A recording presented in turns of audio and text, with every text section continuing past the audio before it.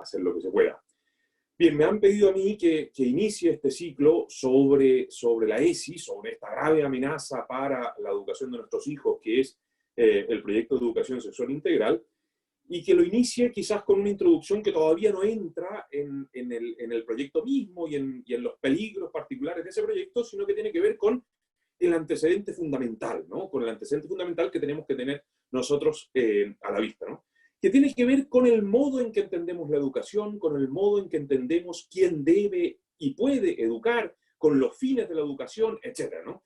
Entonces, bueno, voy a intentar yo ir haciéndoles una presentación, espero breve, intentaré hablar menos del tiempo que me han concedido para que haya más espacio para preguntas, aunque una promesa que no estoy seguro que vaya a cumplir porque tengo el defecto de luego alargarme más de lo que debería, ¿no? Pero intentaremos que no sea así.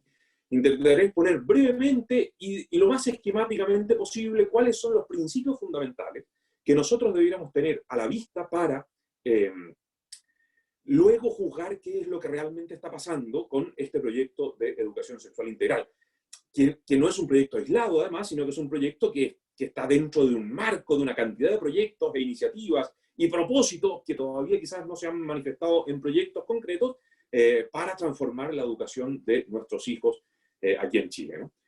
Entonces, vamos a eso, ¿no? Lo primero que tenemos que hacer es preguntarnos, bueno, ¿de qué hablamos cuando hablamos de educación, ¿no? Es decir, ¿en qué estamos pensando cuando pensamos en educación?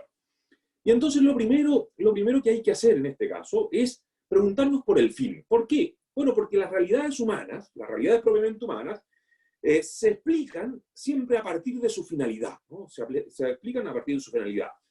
Esto es así en prácticamente todos los órdenes, ¿no? Pero muy manifiestamente en aquellas cosas que dependen de la acción humana, ¿no? Les pongo un ejemplo muy concreto, que es en el orden artificial de los artefactos, ¿no? Uno dice, bueno, yo quiero explicar lo que es una lavadora, ¿no? Y quiero distinguir una lavadora de un refrigerador. Bueno, lo que tengo que hacer es partir por el fin, ¿no? El fin de lavar es lo que me explica lo que es la lavadora, ¿no? El fin de refrigerar es lo que me explica lo que es un refrigerador. Luego podré hacer muchas consideraciones, ¿no?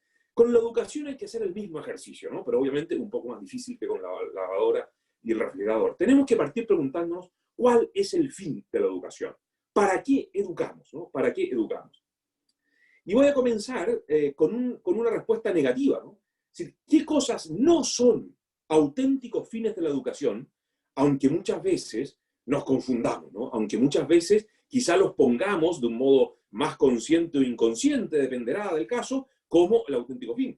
Muchas veces nos dejamos engañar porque en realidad hay tendencias sociales, políticas, etcétera, que de un modo consciente o inconsciente, expreso o implícito, como que cambian el auténtico fin de la educación, ¿no? Entonces, ¿qué no es el fin de la educación? Pero que a veces lo tratamos como si lo fuera, ¿no? Bien, desde luego, no educamos a nuestros hijos, no educamos a nuestros niños para que tengan una vida fácil y cómoda, ¿no? Para que tengan resueltos sus problemas, para que puedan superar las dificultades que la vida les vaya presentando, etc. No es esto el fin de la educación. Por supuesto que esto no es que esté excluido de la educación, ¿no? La educación atiende también a la capacidad para enfrentar los problemas, superarlos, etc. Pero no es este el fin de la educación. No es el fin de la educación, por ejemplo, el éxito profesional, ¿no? Que sería como una aplicación concreta de lo anterior. O sea, no educamos a nuestros hijos para que sean muy buenos alumnos en el colegio y puedan acceder a una buena universidad y así consigan una excelente carrera que les permita trabajar en un buen lugar y ascender, que eso, y tener una extraordinaria carrera. Mira, no es que eso sea malo en principio, ¿no? En principio eso puede no ser malo, pero si lo situamos como el fin de la educación, evidentemente hemos introducido una distorsión, ¿no? Una distorsión. No es el fin de la educación tampoco, por ejemplo, el hacer de nuestros hijos útiles a la sociedad, ¿no? Esto incluso podría sorprender, no, pero si eso está muy bien, tenemos que ser de buenos ciudadanos, qué sé yo, y tenemos que educar para que estén al servicio de los demás. Bueno, por supuesto que se usa un lenguaje ambiguo, que puede significar muchas cosas, algunas de las cuales podrían ser verdaderas, ¿no? Pero es un error pensar que la razón de la educación es generar un individuo que se integra en la sociedad tal como la tenemos concebida hoy, ¿no?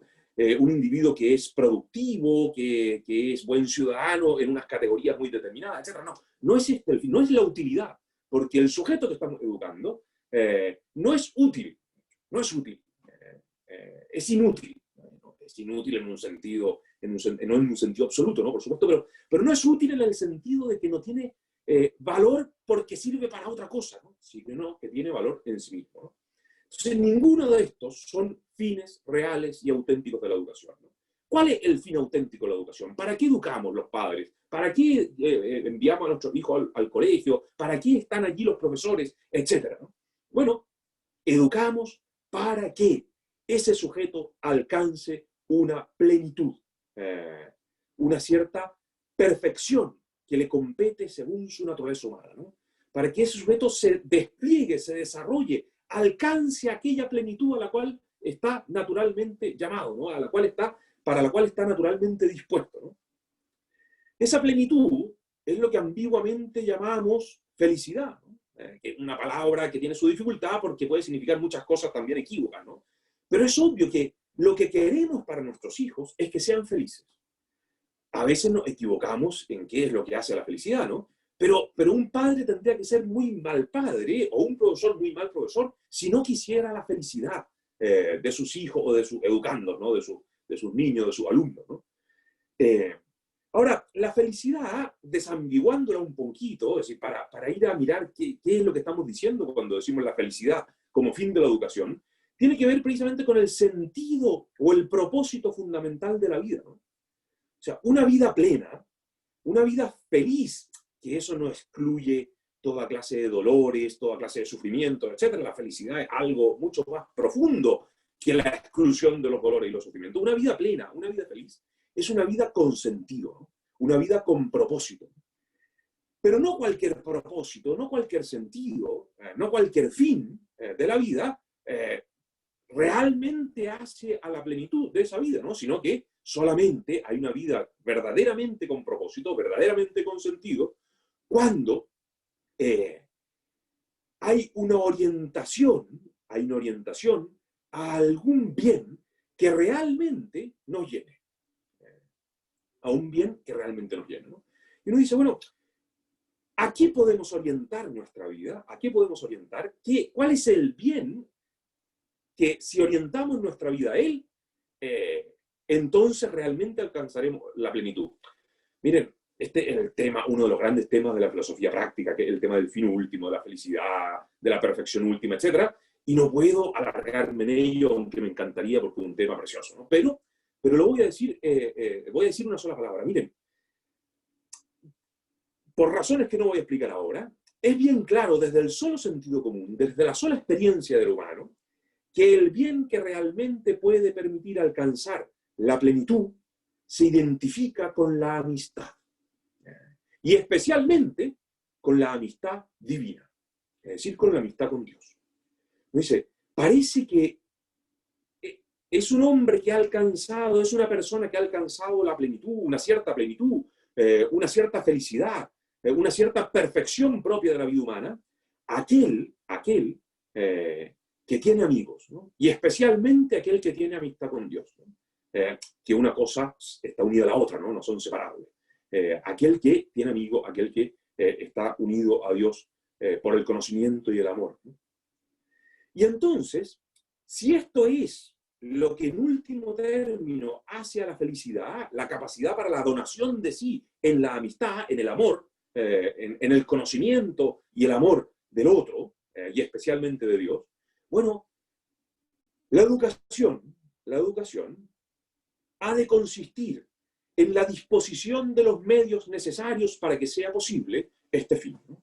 Si este es el fin de la educación, si educamos para que nuestros hijos, nuestros alumnos alcancen una cierta plenitud, entonces, será educación aquello que posibilite esta plenitud, ¿no? Que se identifica con la amistad.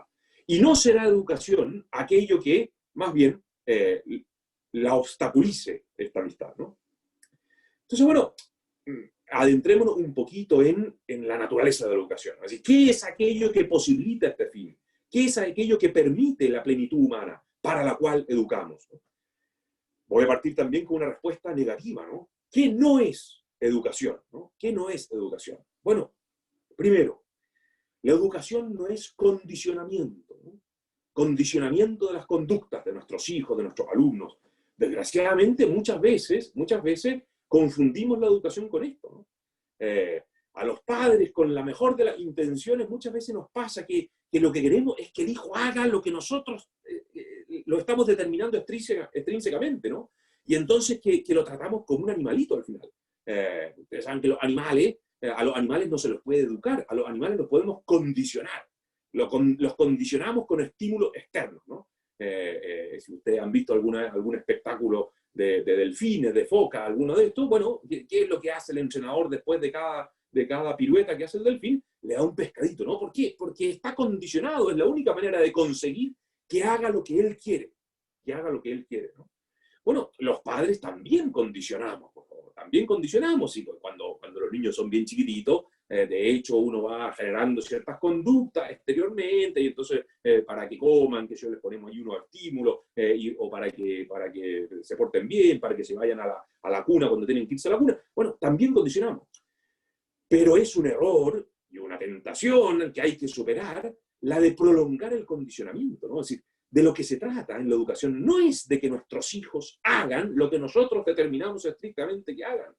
Eso no es educación, eso es condicionamiento, ¿no? No es tampoco, otros errores frecuentes respecto a la educación, ¿no? No es instrucción. Instrucción en algunas disciplinas básicas, ¿no? En algunos saberes. Entonces parece que educar consiste en que tenga hábito de estudio, en que por lo tanto ese hábito de estudio lo use para saber matemáticas, para aprender, qué sé yo, lenguaje, etc. No. Por supuesto que la instrucción, en este sentido, tendrá un lugar en la educación, pero claramente no es el lugar principal, ni es lo que define a la tarea educativa, ¿no? No es instrucción, no es mera instrucción. No es, por supuesto, gran deformidad de nuestro tiempo respecto a la educación, no es capacitación para la vida profesional, ¿no? Esto tiene que ver con el fin. Si el fin no es el éxito profesional, evidentemente la educación no puede ser simplemente capacitación para la vida profesional, ¿no? Cosa que a veces dramáticamente hacemos desde la más tierna infancia de nuestros hijos y de nuestros alumnos, ¿no? Y vamos disponiendo todo, no, pero mira, si es que tú lo estimulas de esta manera, que yo, resulta que ahora hay que ponerle Mozart, porque eso va a desarrollar no sé qué tipo de capacidades que luego va a tener unos efectos fantásticos en el trabajo. Pues mira, lo está echando a perder, ¿no? Es que no es esto. Si no es nada de esto, la pregunta es, bueno, ¿qué es la educación? ¿Qué es la educación? Bueno, la educación es, muy sencillo si se entiende el fin, ¿no?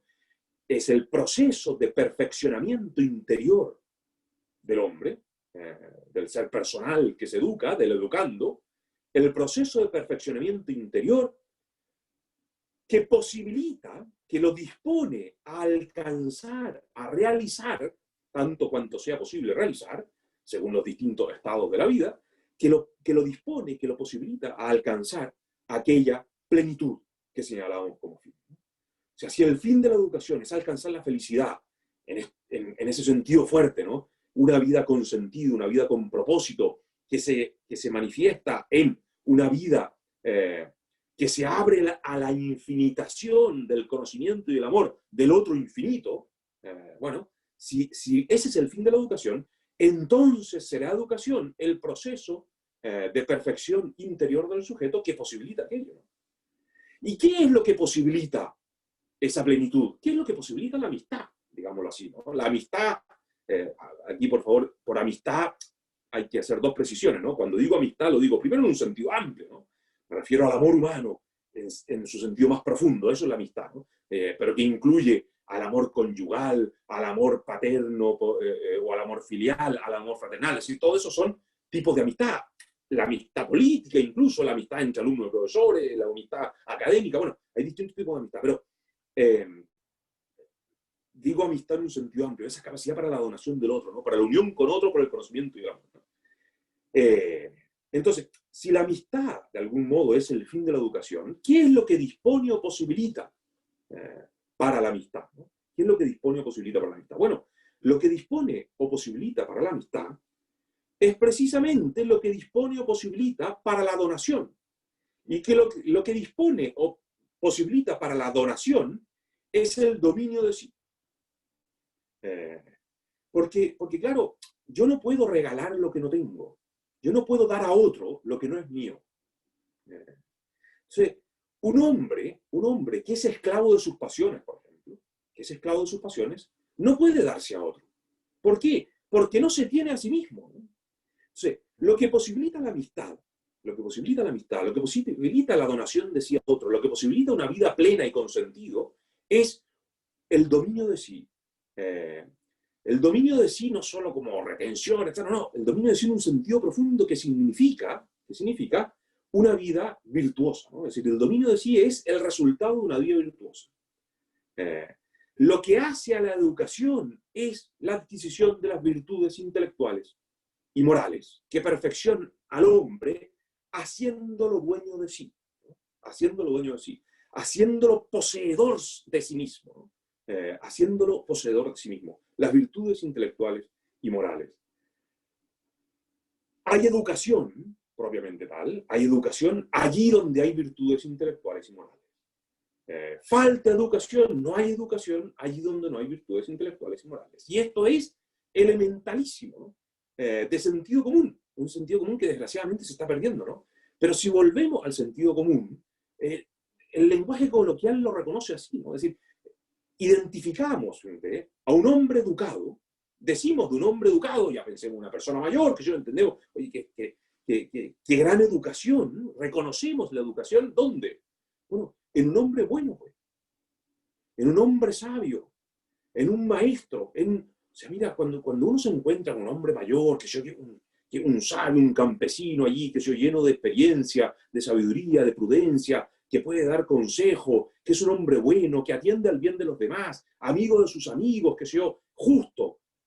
Me dice, oye, esto es lo que queremos como fruto de la educación, ¿no? Esto es lo que reconocemos como un hombre educado, ¿no? Un hombre educado. Con lo cual, en realidad lo que estamos advirtiendo es que la educación, en cuanto condición que posibilita esa donación de sí mismo, se identifica con las virtudes que lo hacen a uno dueño de sí mismo y por lo tanto presto a darse a los otros. Presto a darse a los otros, ¿no? Que es al final lo único que da auténtico sentido a la vida.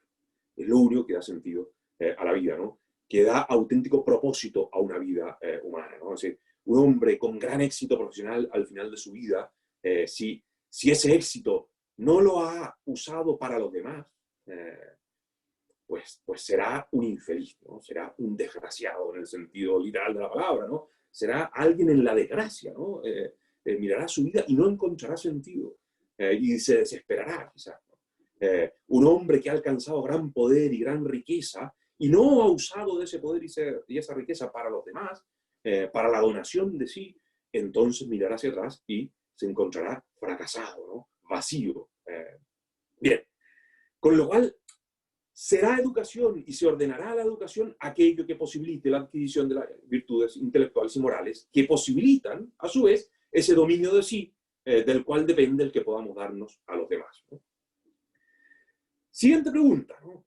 Entonces, el fin de la educación es esa plenitud humana, ¿no? Esa perfección última, esa felicidad ambiguamente que se identifica últimamente con la amistad en sentido amplio, ¿no?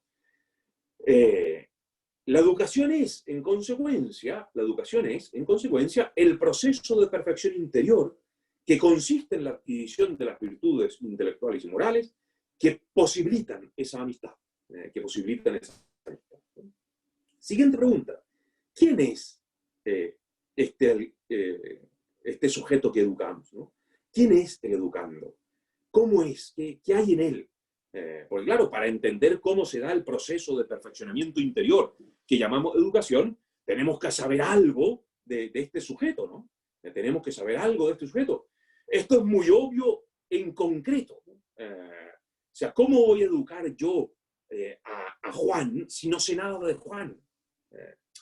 Pero también es obvio en sentido universal, ¿no? En una aproximación filosófica como la que estoy intentando ahora, ¿no? Bueno, tenemos que saber algo del hombre, ¿no? Del sujeto, del educando. Bueno, por supuesto que no podemos hacer aquí toda una antropología, pero sí podemos decir algunas cosas fundamentales, ¿no? Que se pierden de vista muchas veces a la hora de considerar lo propio de la educación, ¿no? Entonces me dice, miren, el educando es una persona. Es una persona. Y ustedes dicen, ya, pero esto como que no añade nada, ¿no? O sea, esto ya lo sabíamos y es una palabra como cualquier otra. Pues no es una palabra como cualquier otra. ¿Por qué? Porque cuando decimos persona, decimos un sujeto singularísimo, racional y libre. Un sujeto singular, racional y libre, ¿no? Singularísimo, ¿no? Es decir, no hay dos. No hay dos. Miren, por supuesto que esto podríamos decirlo de todo lo que es individual, de alguna manera, ¿no? Mira, no hay dos perros que sean el mismo, ¿no? Son dos perros, son distintos.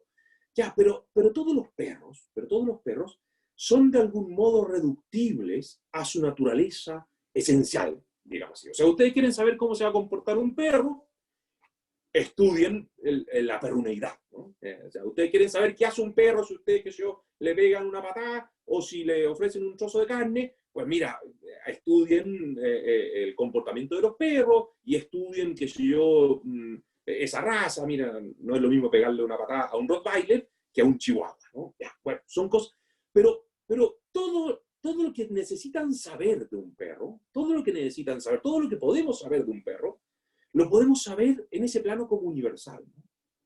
En cambio de Juan, podemos estudiar toda la biología humana, toda la antropología filosófica, podemos estudiar los principios universales, podemos estudiar lo que es el alma humana, la libertad, etc. Y todavía sabemos muy poquito de Juan. Porque en Juan hay algo misterioso, infinito, inabarcable, que es de su singularidad, que no es reductible a la naturaleza humana, a eso que somos todos, ¿no? Sino que es propio de él, ¿no?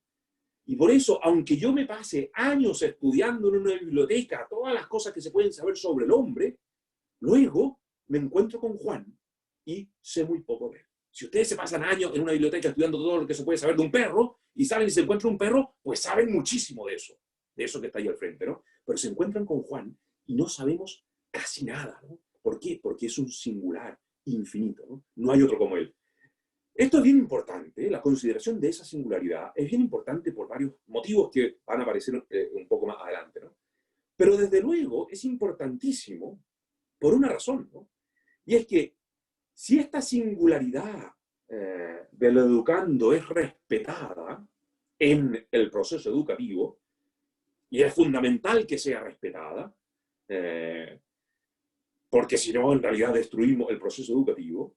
Bueno, si esa singularidad es respetada, entonces la educación no puede ser uniformada. No hay manera de uniformar los procesos educativos.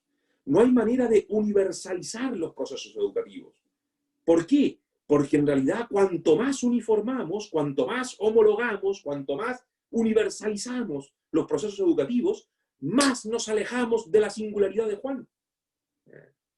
Y por lo tanto, más nos olvidamos, más abandonamos aquello que es realmente materia de educación, ¿no? Que es Juan en su singularidad.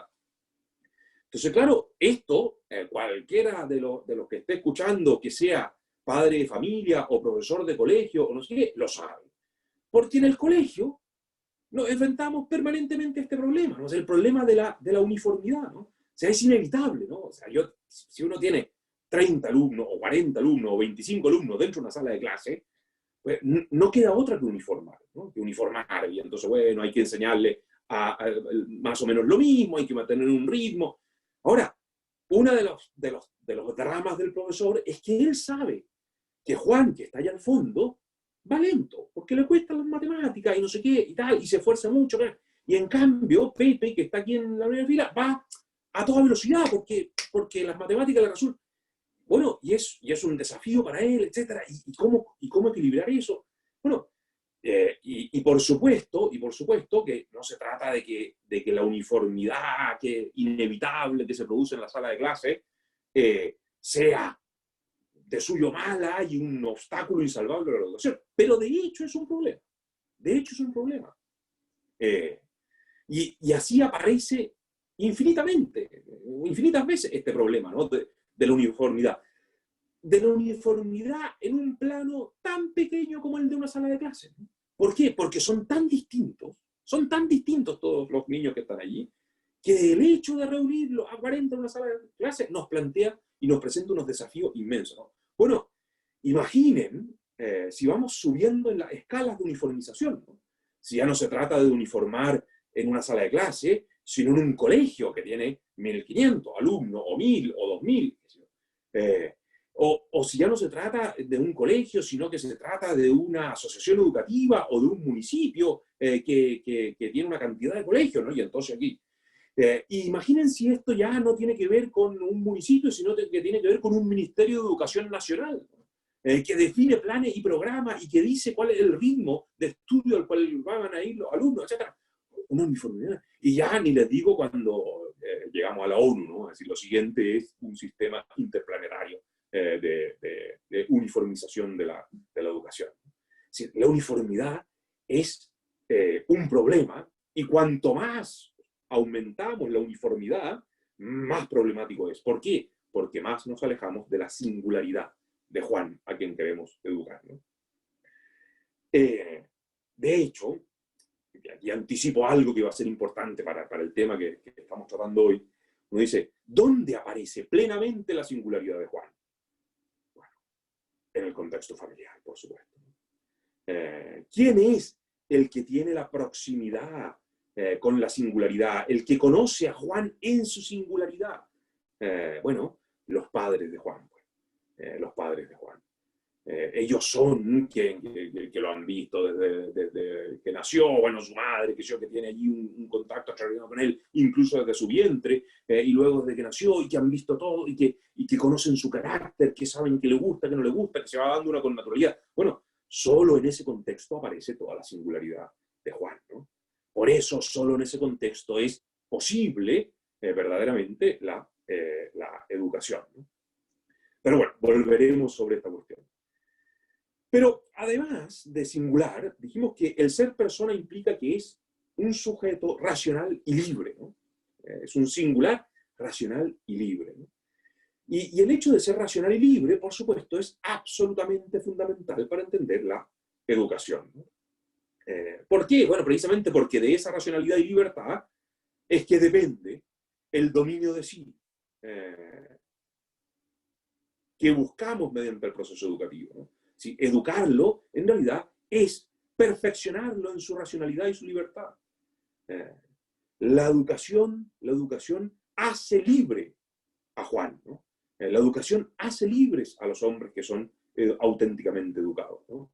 Perfeccionan la libertad que tienen por naturaleza, como disposición natural, la perfeccionan para que se profundice y alcance el sentido que tiene en nuestra naturaleza, ¿no?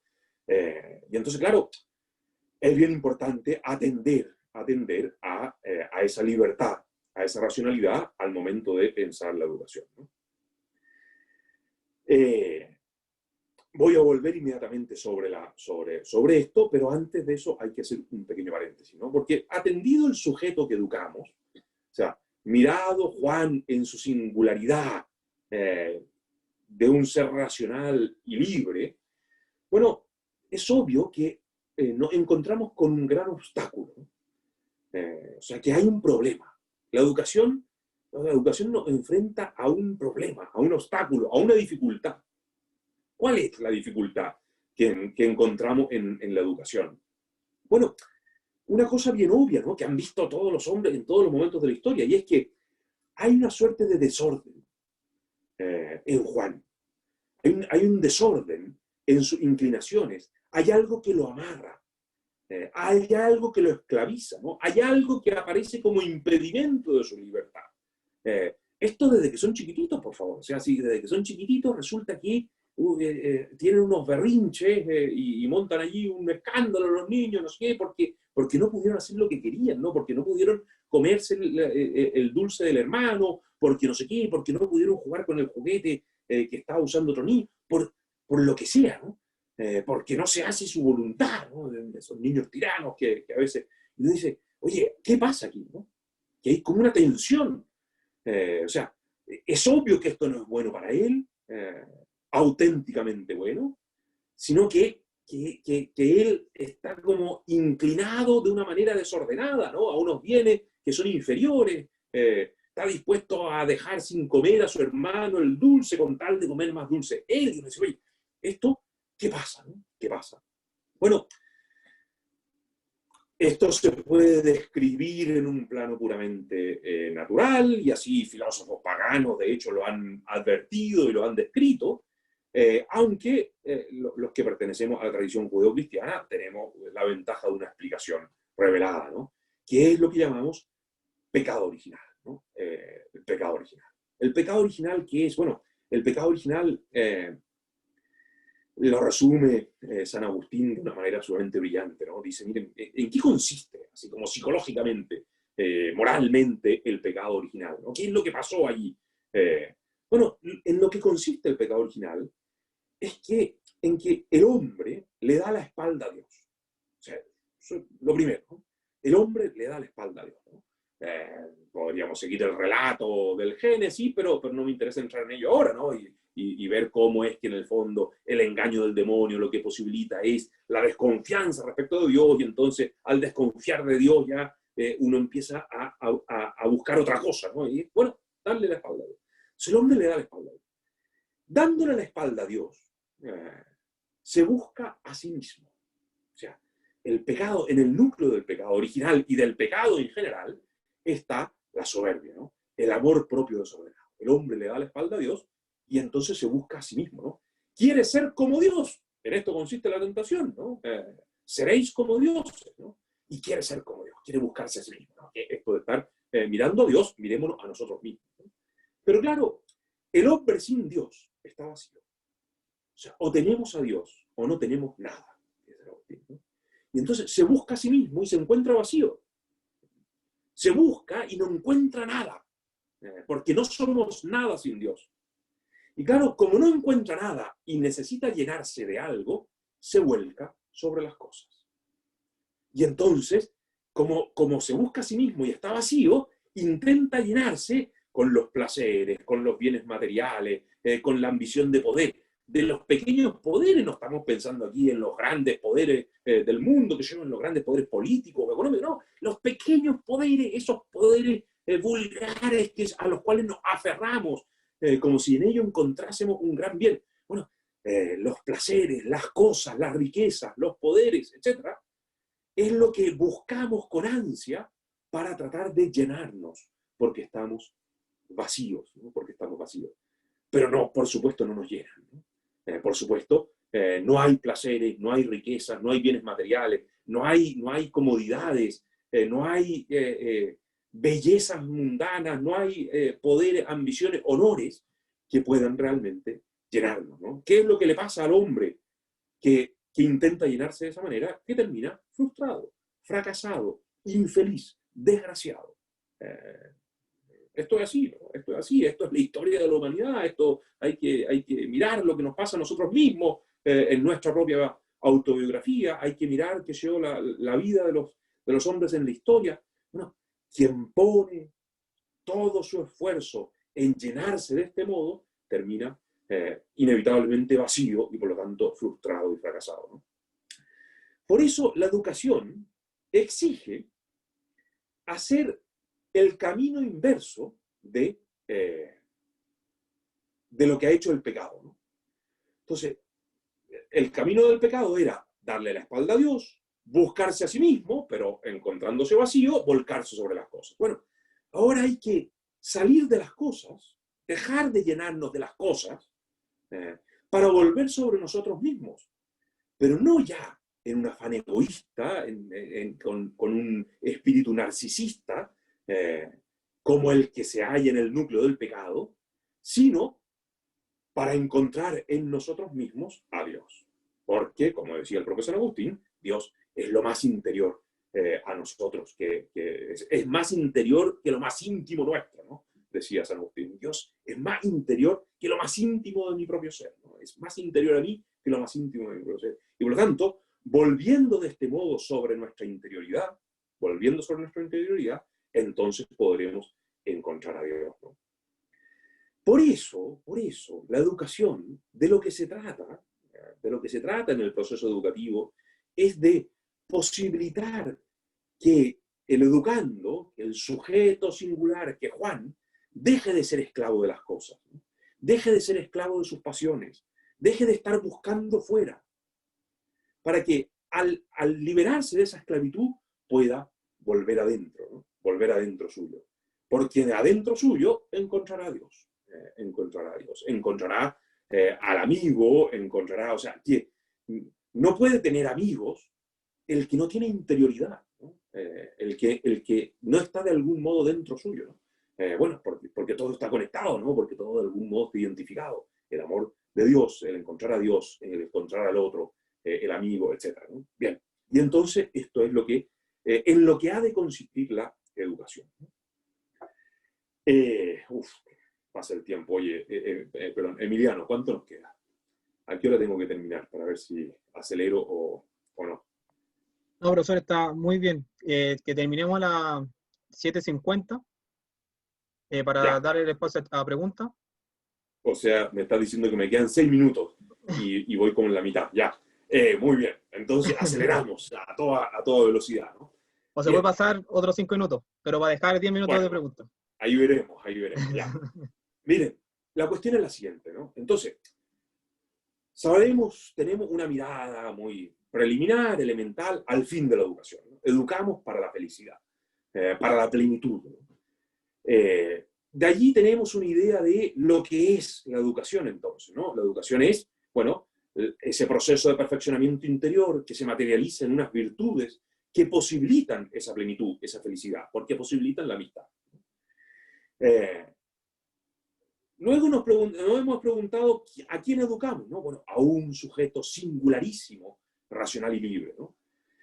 Y hemos hecho este paréntesis sobre el principal obstáculo que tenemos, ¿no? Que es el del pecado, en último término, ese desorden interior. Ese sujeto que busca lo que no puede llenarlo, que busca lo que no le va a dar la plenitud, ¿no? Esa tensión que hace que libremente nos esclavicemos, ¿cierto? Es una locura, ¿no? El hombre es un ser tan raro que libremente se esclaviza, ¿no? Libremente se entrega a sus pasiones, libremente se hace esclavo de las cosas materiales, del poder, de los honores, etc. Bueno, ese es el gran obstáculo, ¿no? Teniendo este cuadro, viene la gran pregunta, ¿no? La gran pregunta que se vincula finalmente con el tema de la ESI y la educación sexual integral, etc., ¿no? ¿Qué es la pregunta? Bueno, ¿quién puede educar? ¿No? ¿Quién educa? ¿Quién es el que puede educar?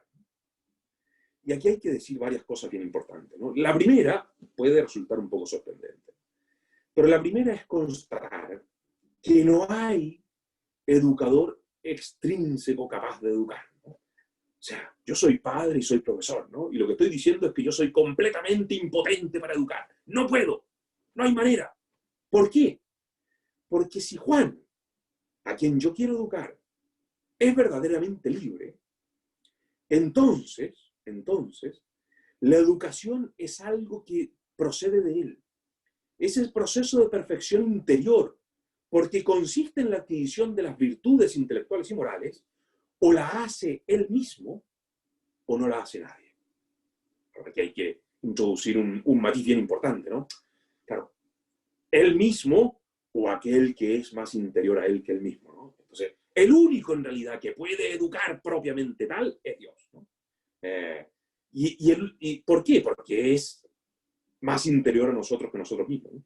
Y luego Juan, que libremente se ordena mediante la vida virtuosa para disponerse a aquella plenitud a la que está llamado por naturaleza, ¿no? Y entonces, nosotros, los padres, los educadores, el Estado, los municipios, los colegios, los directores, los directorios, etcétera, todo esto. ¿Y nosotros qué hacemos? Bueno, miren, solo tiene sentido el educador extrínseco, bueno, teniendo en cuenta, primero, que somos una causa secundaria, ¿no? Que sobre todo lo que podemos hacer es ¿qué? Mostrar el camino, remover algunos obstáculos extrínsecos, que sé yo, estar disponible allí, que yo, para no sé qué. Pero lo que no podemos hacer es reemplazar al educando, ¿no? No podemos reemplazar a Juan en la realización de esa perfección que le compete y en la cual consiste su educación, ¿no? Y muchas veces tenemos la tentación de reemplazar a Juan, ¿no? Queremos dirigirlo porque nosotros sabemos mejor que él lo que es bueno para él. Y eso muchas veces puede ser verdad, si los padres, sin duda que muchas veces saben mejor lo que es bueno para su hijo que su propio hijo, pero no es posible reemplazarlo, porque si lo reemplazamos, eso ya no es educación, ¿no? Lo que podemos es de algún modo participar en el proceso educativo, pero haciéndonos también interiores, íntimos. Y eso no lo podemos hacer nosotros solos, sino que solo se hace desde el propio educando. Al final, educar exige la confianza del educando en el educador. La confianza de Juan en nosotros. Juan que se confía a nosotros en el orden intelectual, creyéndonos lo que le decimos, cuando le enseñamos, qué sé yo, los nombres de las cosas, cuando le enseñamos matemáticas, cuando le enseñamos historia, nos cree, ¿no? Ahí hay una fe natural, una fe, no estaba hablando de la fe religiosa, sino una fe natural, un creer, una confianza. Por eso destruimos la educación o nuestra posibilidad de educar cuando le mentimos a Juan. El padre que le miente a su hijo, el padre que produce ese quiebre entre la verdad que comunica y la confianza de la verdad que debería comunicar y la confianza del educando, bueno, se imposibilita a sí mismo, ¿no? Se anula a sí mismo como educador. No hay que mentirle a nuestros hijos, ¿no? Tiene que mentirle un profesor a su alumno. ¿Por qué? Porque hace falta la fe intelectual, ¿no? Y luego en el orden moral hace falta la obediencia, que la obediencia no es el sometimiento, los esclavos se someten, el libre obedece, pero la obediencia es siempre otra vez del sujeto. La obediencia es un acto libre de aquel que hace propio el juicio del superior, ¿no? Hace propio el juicio del superior, porque confía en él, ¿no? Precisamente porque hay un acto de confianza ahora de la voluntad, ¿no? Pero claro, uno dice, ¿a quién le debemos fe y obediencia? Sí, en términos generales. ¿A quién debemos fe y obediencia? Bueno, debemos fe y obediencia a la autoridad. En todo plano, ¿no? En el plano religioso, muy claro. En el plano que yo debemos fe y obediencia a Dios, debemos fe y obediencia a nuestras autoridades religiosas, que yo en los planos que corresponda. En el plano político, no sé, mira, nosotros no podemos estar enterados de todo. Haría falta, y por eso sufrimos las crisis de legitimidad que sufrimos, ¿no? Haría falta creerle a nuestros políticos, que nuestros políticos no nos mientan para que sea posible esa confianza, y ya hace falta obedecer la ley, ¿no? Para que así nos dirijamos junto al bien común. La fe y la obediencia se la debe a la autoridad, ¿no? Pero entonces la pregunta, bueno, si para esto está la autoridad, si este es el vínculo entre la autoridad y quien se somete a la autoridad, en el proceso educativo, ¿quién es el que tiene verdadera autoridad? Bueno, tiene verdadera autoridad aquel que sea sujeto o término natural de esa confianza, por favor. ¿Y quién es el que es sujeto o término natural de esa confianza del educando, de esa confianza de Juan? Pues claro, los padres que quieren su bien como nadie más, ¿no? Que lo conocen en su singularidad como nadie más, ¿no? Que pueden atender a las distintas dimensiones de la vida de Juan, de los obstáculos, de las dificultades que tiene, de aquello que es necesario para que alcance el dominio de sí, para que alcance la virtud, etc., como nadie más, ¿no? Entonces, la primera autoridad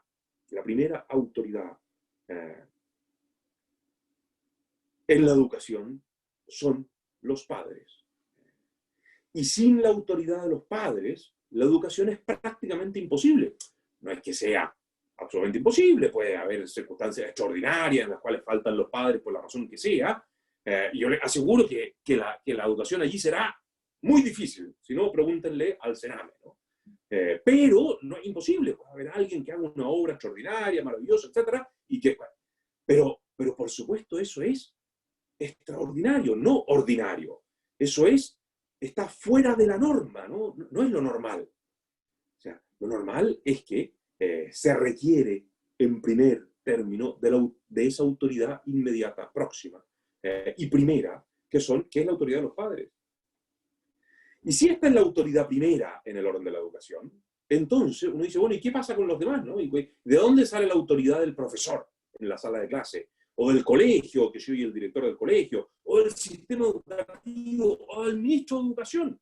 Bueno, resulta que si los padres son la primera autoridad, todo otro agente educador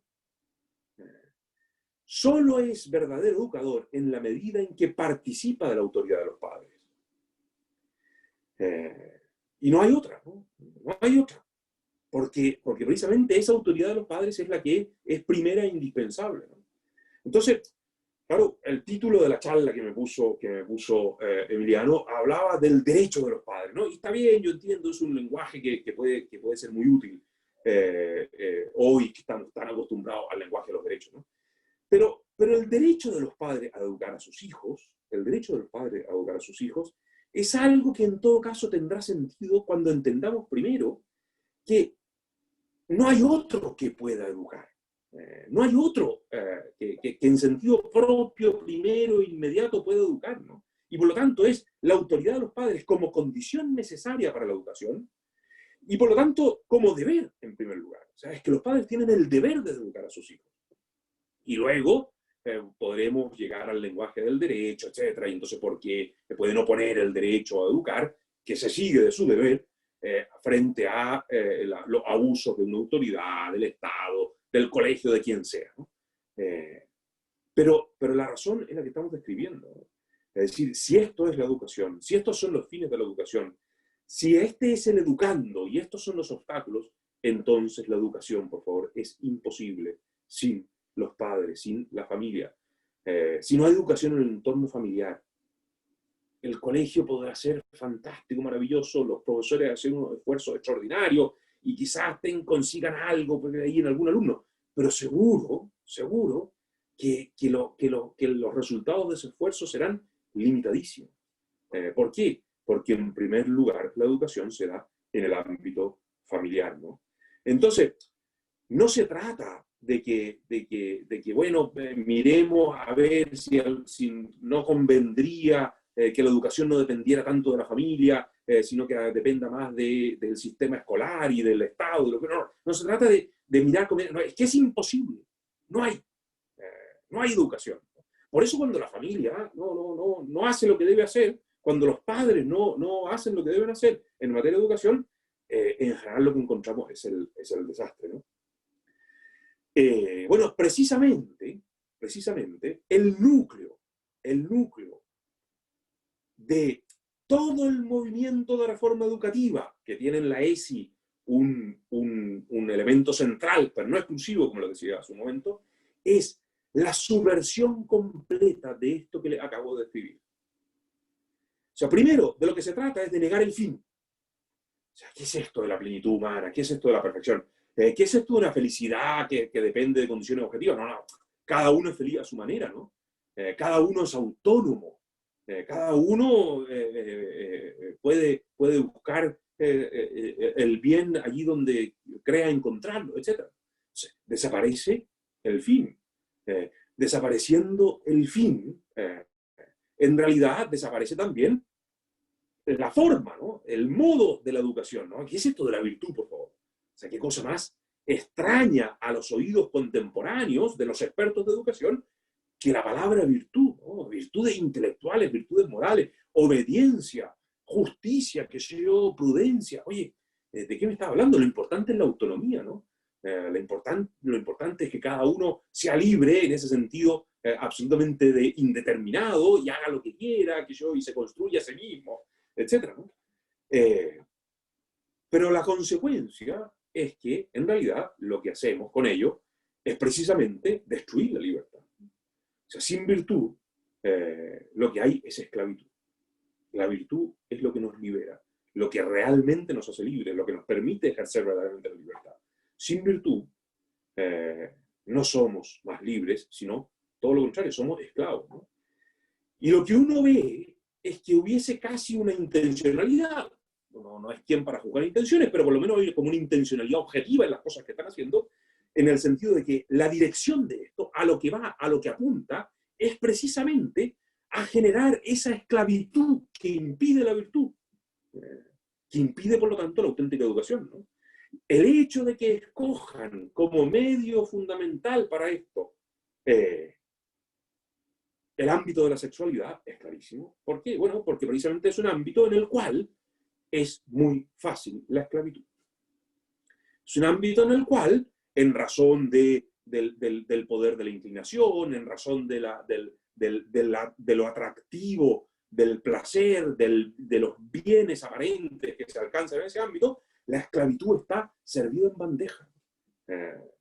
Y entonces, claro, si lo que quieren es servirla no solo en bandeja, sino además en bandeja de plata, y con toda clase de adornos, y desde la más tierna infancia de nuestros hijos, lo que están haciendo es asegurarnos la esclavitud, ¿no? Esclavitud de estos niños, ¿no? Lo que están haciendo es asegurarnos que se destruye la educación, asegurarnos que no hay proceso educativo. Por eso es absolutamente fundamental recuperar el rol de los padres como primeros educadores, ¿no? Oponer a este esfuerzo totalitario, destructivo del Estado inmiscuyéndose en aquello que le es completamente ajeno. ¿Qué sabe el Estado de Juan y de la vida afectiva de Juan y de la educación sexual de Juan? ¿Qué sabe? Nada, porque ni siquiera lo conoce. Es un número, una estadística, no sabe nada. Por lo tanto, hay que oponer a ese esfuerzo totalitario el rol primero, indispensable y irreemplazable de los padres en la educación de los hijos. Ya, oigan, tenía algunas cosas más que quería decir, pero me callo porque ya me he pasado mucho más de lo que debería. Así que me pido disculpas por ello. Muchas gracias, profesor. Igual yo creo que van a salir muchos temas en las preguntas, porque hay hartas muy interesantes. Y bien, vamos con la primera. Le preguntan si es que puede relacionar un poco el derecho preferente de los padres con la libertad de enseñanza y a su juicio cómo se encuentra este último derecho en las circunstancias actuales de nuestro querido país. Ya, sí, buena pregunta. Es de hecho uno de los temas que tenía por allí y que me salté en algún momento para no pasarme tanto, ¿no? Efectivamente, con el concepto de libertad de enseñanza o libertad educativa, etcétera, hay que tener cuidado porque puede ser entendido de muchas maneras distintas, ¿no? Entonces, claro, hay, por ejemplo, un modo de entender lo que es reducirlo simplemente a la libertad de emprendimiento educativo, llamamos así, ¿no? A la libertad de generar proyectos educativos, que yo de tener un colegio y tal. Que eso, por supuesto, está hoy en juego, que hay un esfuerzo por destruir la libertad de enseñanza en este sentido, ¿no? Pero ojo, porque no es el sentido principal. En realidad, esa libertad de enseñanza, la libertad de enseñanza entendida como la libertad para generar, que son los privados, los particulares, etcétera, proyectos educativos que se materializan en colegios, en distintas iniciativas, esa libertad de enseñanza responde a una libertad previa y anterior, ¿no? Que es precisamente la necesidad de que existan las condiciones económicas, socioambientales, culturales, etcétera, para que los padres puedan ellos desarrollar su propia labor educativa, ¿no? Que es la única que puede atender a la singularidad de Juan.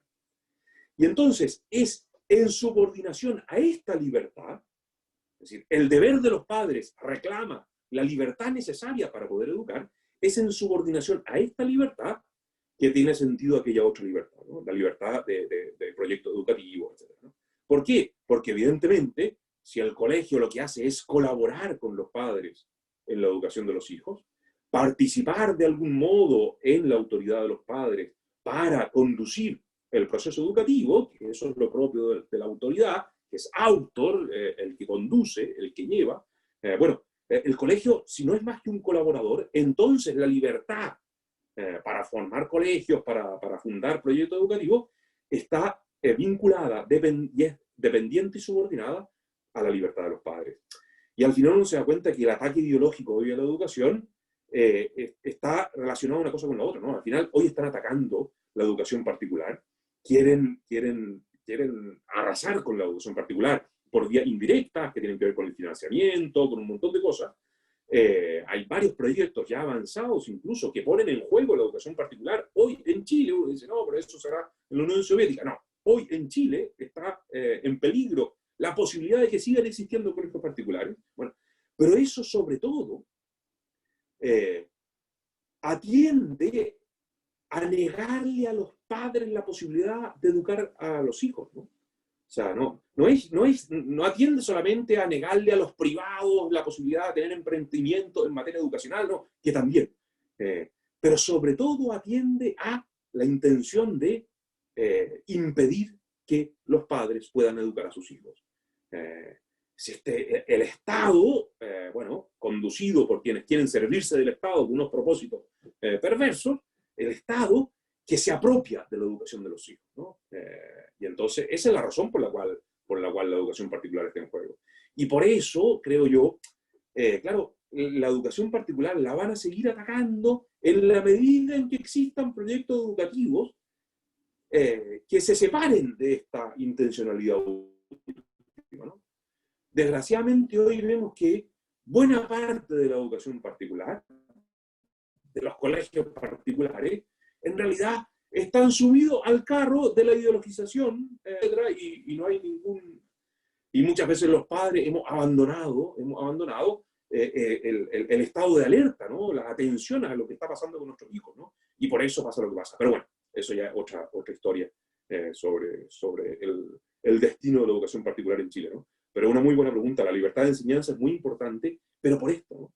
Porque es un medio, la libertad de enseñanza entendida como libertad para que existan proyectos educativos llevados adelante por particulares, por privados, es un medio para que se dé esta libertad primera y fundamental, que es la libertad de los padres, ¿no?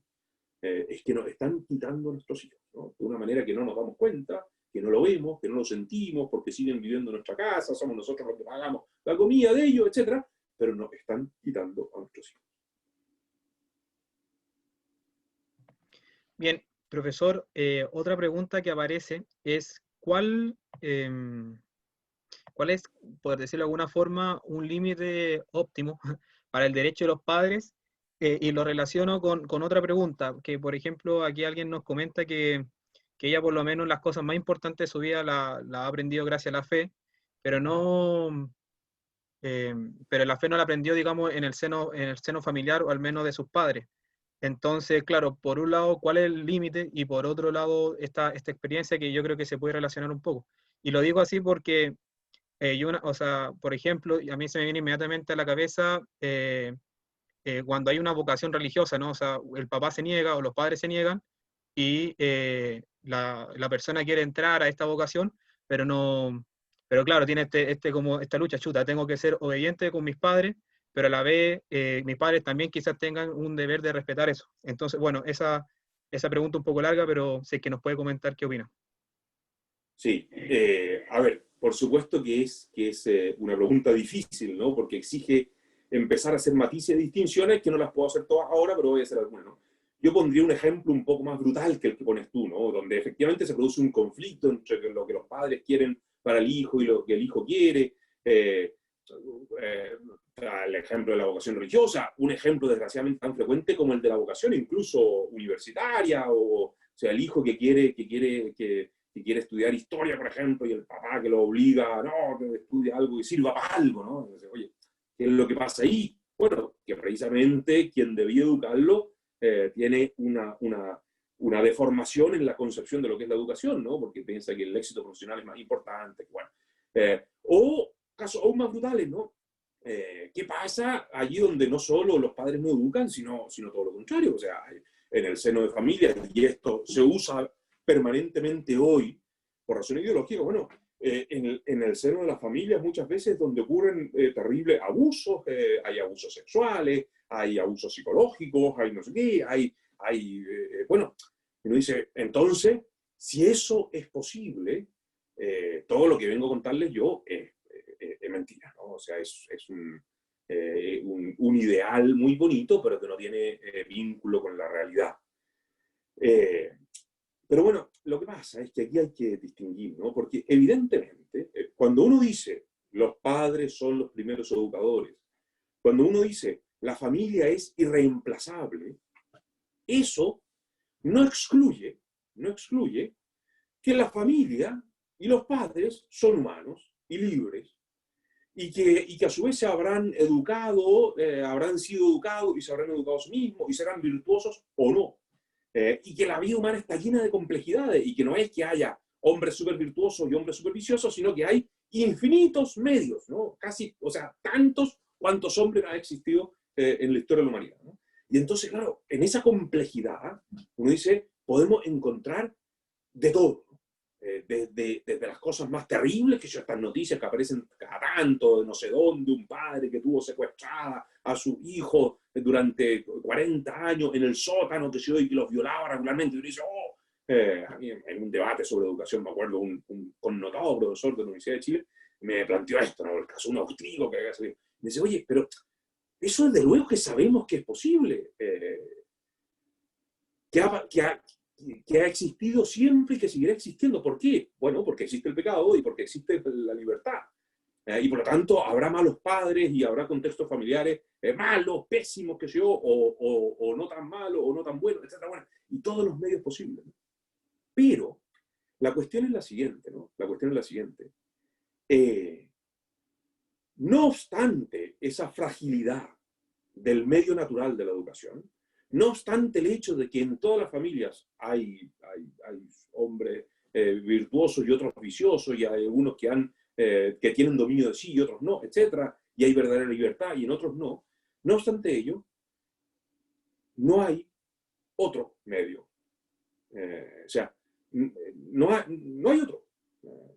Entonces uno dice, mira, no es que, puesto que la familia tiene esta fragilidad, la vamos a reemplazar por el Estado. No, mira, el Estado manifiesta de un modo aún más claro la fragilidad humana. Pregúntenle otra vez al Sename, ¿no? A los niños del Sename. Si es que es absurdo, ¿no? Lo que hace claro, como el Estado es un ente abstracto, ambiguo, indefinible, indeterminado, que en realidad nadie sabe lo que es, no tiene la culpa de nada, y la gente piensa que no puede, que es infalible, ¿no? O no lo venden así, no lo quieren mostrar así. Entonces uno dice, oye, el Estado no puede reemplazar el entorno familiar. Por supuesto que ahí está el problema, que estaba implícito en la pregunta, de, bueno, de cuándo quizás tiene que entrar la autoridad política, que yo, cuándo tienen que entrar los jueces y tal, cuáles son los límites. Claro, la libertad de los padres no puede dar para todo, ¿no? Si nos encontramos con un caso de abuso feroz, por supuesto que tienen que intervenir allí, etc. Es de justicia que así sea. Bueno, ¿cuál es el límite? Algo que se determina prudencialmente, que yo, a partir de unas ciertas leyes universales, pero mirando caso a caso, etc. Es decir, no es algo que podamos resolver aquí. Pero sí me interesa que se vea claro que, no obstante que hay que definir ese delicado límite de hasta dónde podemos permitir la libertad y dónde hay algo inadmisible, bueno, no obstante ello, lo que es completamente quimérico es pensar que, porque en el contexto familiar es posible que se dé la distorsión de la educación, podemos entonces reemplazar ese contexto familiar. Por favor, esto hay que tenerlo bien claro porque es lo que están haciendo y lo que van a hacer cada vez más intensamente, ¿no? O sea, cuando nosotros salgamos a defender el rol de los padres en la educación de los hijos, lo que nos van a hacer, como hicieron, que yo, con el aborto, no sé qué, nos van a mostrar unos casos dramáticos, oye, pero mira, aquí este niño, lo que sufrió por lo que le hicieron sus padres, etc. Pero mira, a ver si ya sabemos que hay padres malos, ¿no? Ya sabemos que nosotros mismos no somos los padres perfectos, que nos equivocamos, que a veces somos irresponsables, ya. Pero de hecho, a pesar de toda esa fragilidad, es que no hay otro medio que sea más seguro, que posibilite alcanzar los fines de la educación, como el contexto familiar. Perdón, y respecto de lo primero, que una cosa distinta pero importante, bueno, quiero recordar algo que dije bien a la pasada, ¿no? Porque, y es que hay otro educador, ¿no? Hay otro educador, y hay alguien que interviene en las vidas de los hombres de un modo aún más intenso, más misterioso, pero aún más intenso que incluso los padres en la vida de sus hijos, ¿no? Que es Dios, ¿no?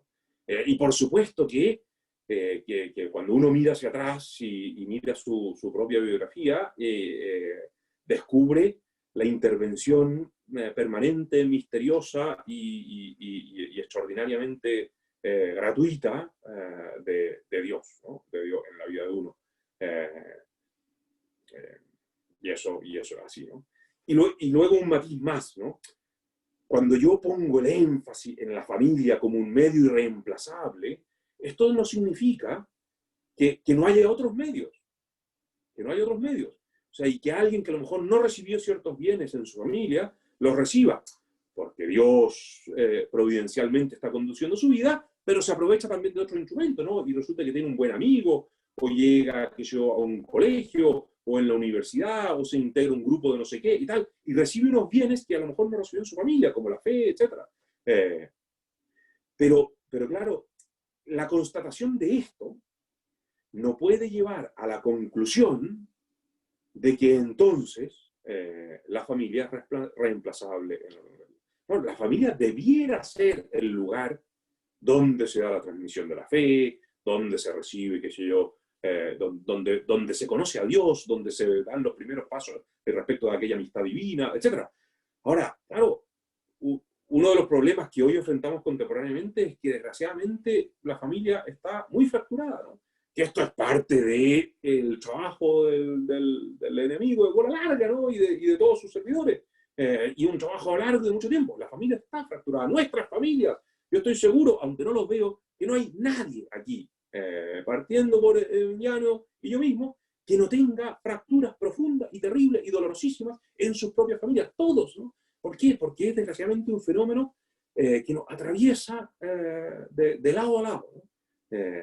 Lo que ha significado en el sentido el divorcio, lo que ha significado, o sea, cómo se mezclan todas las causalidades de distinto orden, crecimiento del egoísmo, el estar mirando a sí mismo, que yo, el consumismo, esto, todo ha redundado en una fractura profunda de la familia. Y eso evidentemente lleva a que en algún sentido la familia esté fallando respecto de su función educativa, ¿no? Por supuesto.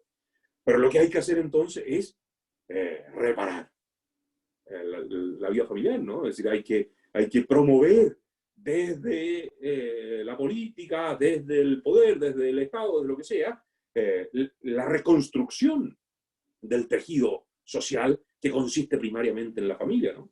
No el reemplazo, porque eso es imposible y sus resultados son absolutamente desastrosos, ¿no? Si es que esto ya lo hemos visto en otros contextos, quizás no de un modo tan terrible y tan profundo como ahora, pero ya lo hemos visto en la Unión Soviética, lo hemos visto en Cuba, lo hemos visto en Venezuela, lo hemos visto, y pongo esos países totalitarios, lo hemos visto de otra manera, en otros países menos totalitarios, pero los resultados son igualmente terribles y desastrosos, ¿no?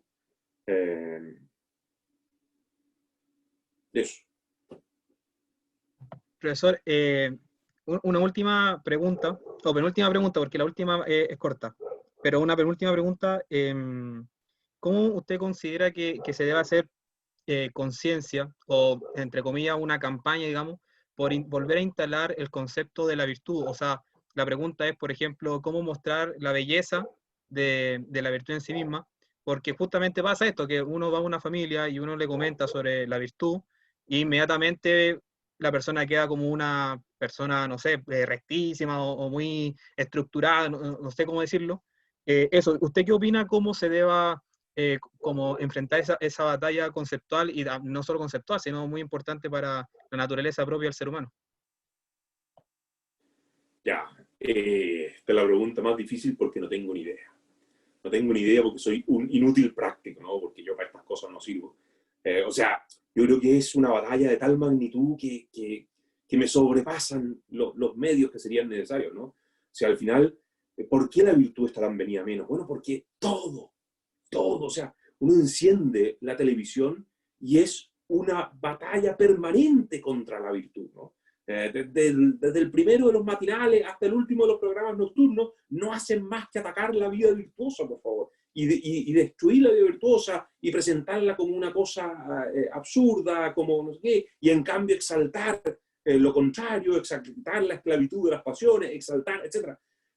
Y pasa en el colegio con la educación sexual, y con esto y con lo otro, y pasa con el consumismo, y con el modo como nos relacionamos con los bienes materiales, y pasa con el centro comercial transformado en el lugar de paseo familiar, y pasa con el fútbol, que yo, y pasa con todo, o sea, con lo cual frente a eso, yo creo que no sé de estrategia, no sé yo de marketing, de publicidad, no sé, de grandes estrategias, no sé, yo sé quizá de pequeñas estrategias.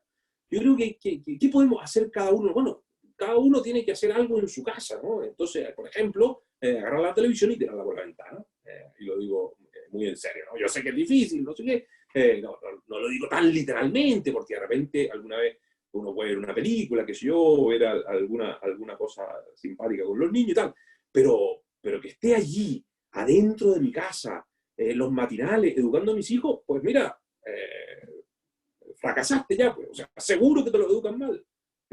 Entonces, yo cuento siempre la anécdota de un amigo, ¿no? Que él tuvo un proceso de conversión, no sé qué, era padre de familia, varios hijos, y por supuesto estaba allí, había una televisión grande en su casa, no sé qué, y estaba completamente instalado el vicio de ver televisión y ver toda clase de porquería, no sé qué, y él tuvo este proceso, y bueno, ¿y ahora qué hago? Si yo ahora me doy cuenta de lo malo que es, pero yo mismo la instalé, pues yo mismo soy el que la trajo aquí a mi casa, y a mi hijo, y a mi mujer, no sé qué. Y entonces un día fue, en la noche, mientras todos dormían, agarró un martillo y ¡pah! Le pegó a la pantalla, ¿no? Y entonces al día siguiente se despertaron todos y estaba la pantalla rota, ¿no? Y entonces él dijo, ¿quién fue? Mientras no aparezca el culpable, no compro otra. No, por supuesto no apareció el culpable, porque el culpable era él, ¿no? Y entonces, bueno, dice que durante un mes fue terrible, todos nerviosos, todos desesperados, y que después de un mes ya la cosa se fue relajando. ¿Por qué? Porque se fueron liberando de esa esclavitud, ¿no? Entonces, yo creo que hay que, todo esto es un ejemplo concreto y vulgar, no digo que haya que hacer esto, no vayan a salir aquí rompiendo pantallas, nada, pero por lo que digo, bueno, hay que poner atención a ese tipo de detalles, ¿no? A cómo es que en nuestro contexto familiar nosotros le damos un lugar a la virtud. Sentido, miren, yo les decía, los padres, los profesores, todos los que somos educadores externos, en cierto sentido somos impotentes para educar, ¿no? Solo podemos educar si el educando nos deja entrar en el mismo, ¿no? Lo cual exige esta confianza, etc. Bueno, eso muchas veces pasa, por ejemplo, por la ejemplaridad, ¿no? O sea, y no digo la ejemplaridad necesariamente en un sentido así como que hay que esforzarse por mostrarse uno como muy virtuoso, ¿no? Porque eso, mira, suele no tener muy buen destino, ¿no? Pero sí por mostrar el propio aprecio por la virtud, ¿no? El propio aprecio por la virtud. Es decir, no hay que engañar a los niños haciéndoles creer que uno es más de lo que es, ¿no? Un tipo, no, eso es malo. Pero aunque uno sea bien rasca y bien limitado en el ejercicio de sus virtudes y incapaz, no sé qué, bueno, uno sin embargo puede mostrar el aprecio por la virtud, ¿no? Y el esfuerzo por corregirse, las cosas que hay que corregirse, etc. Y bueno, señalar otros ejemplos, alegrarse de la virtud de otros, alegrarse de la justicia, alegrarse de tantas cosas. Yo creo que ir generando en el entorno propio, en el entorno familiar, en las amistades, en los amigos que uno lleva a la casa, en los amigos, las familias, las redes de familia, amiga, etcétera, con los cuales los niños a su vez hacen amistad, etcétera.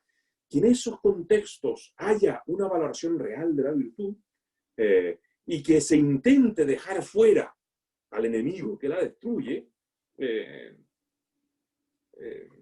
por distintas vías, ¿no? Yo pongo el ejemplo de la televisión, pero no es el único.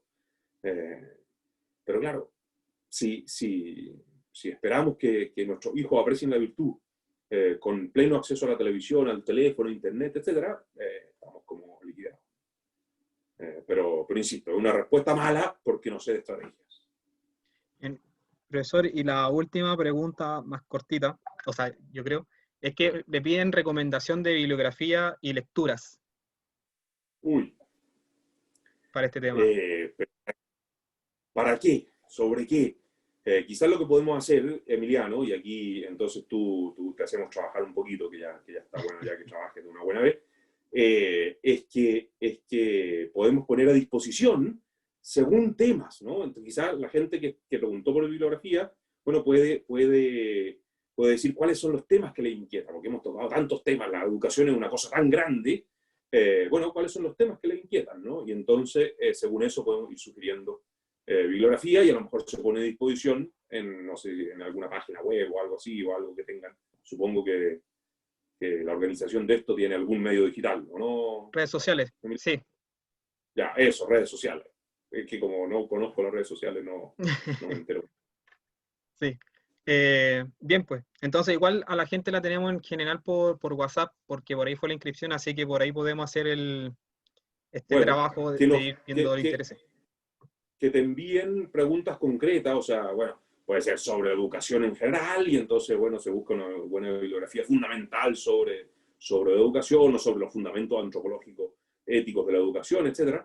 Pero luego, claro, podemos encontrar mucha bibliografía sobre la virtud, sobre la amistad, sobre la ideología, sobre la libertad de educación, sobre, bueno, son tantas las cosas que tratamos que Sí, es difícil dar una bibliografía única sobre todo esto. sí. Bien, entonces estamos con esa tarea y le damos las gracias al profesor Felipe Vido por esta charla.